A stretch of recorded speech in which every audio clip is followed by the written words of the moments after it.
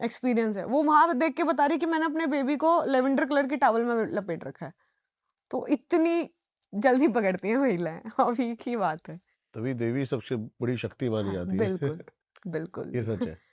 East के भी जो ईस्ट हैं, वो है। अब बेबी के बाद मुझे ये समझ आ गया कि खुद माँ को अपने बच्चों को पालने के लिए भी माँ की ज़रूरत पड़ती है। तो वो देखो फीमेल्स का तो सबसे ऊपर ही लेवल है, हेड्स ऑफ है उसके लिए तो अच्छा, ये एक चीज़। चीज़ आप बताओ कि तंत्र में इल्यूमिनाती का कैसे ज़िक्र हो चुका?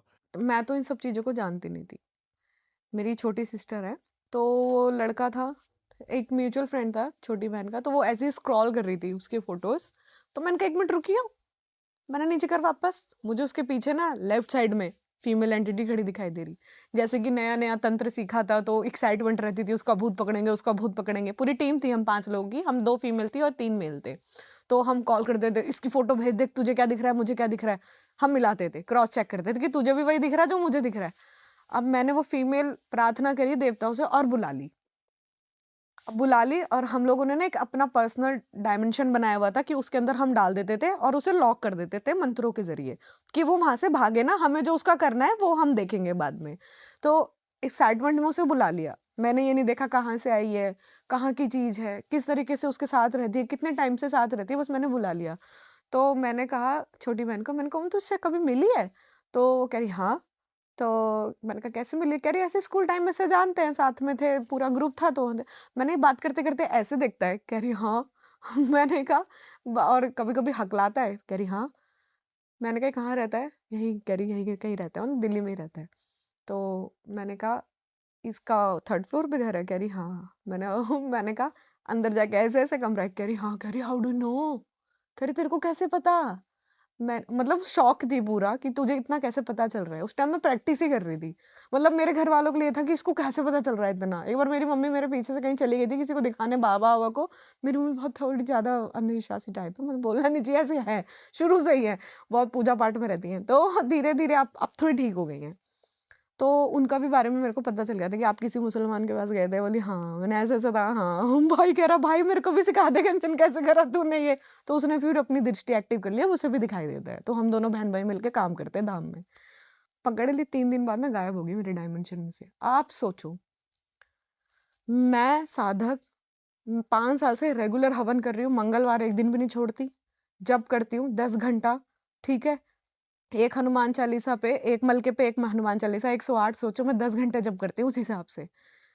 मेरा डायमेंशन तोड़ के चली गई। मैंने सोचा ऐसी कौन-सी चीज़ है इतनी तगड़ी कि मेरा डायमेंशन तोड़ के चली गई। मैंने सारा उठा के ना मटीरियल अपनी दोस्त को भेजा। मैंने चेक कर।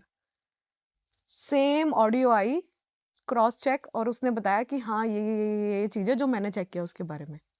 मैंने अपनी छोटी बहन को दिखाई, दोनों की बातें मिल गई। वो कह रही मैंने कहा चल ठीक है इसके घर जाऊँगी देखूँगी। वो मेरी दोस्त घर आ गई कह रही जाइयो मत, बहुत ज़्यादा गलत चीज़ें दिख रही हैं।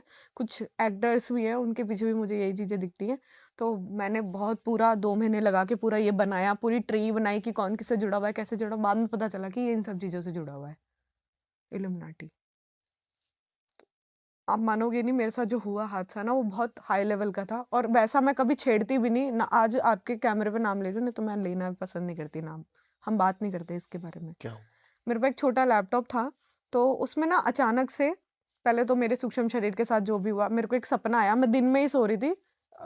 एसी रूम था, छोटा-सा ही रूम था हमारा, मैं वहीं सो रही थी, फर्श पे मेरे को सोना कंफर्टेबल लगता है। मैं लेटी हुई थी और मेरे को आया ऐसे लगा कि सूक्ष्म शरीर ना किसी और डायमेंशन में है। सपना आ रहा है मगर बॉडी में एनर्जी भी है।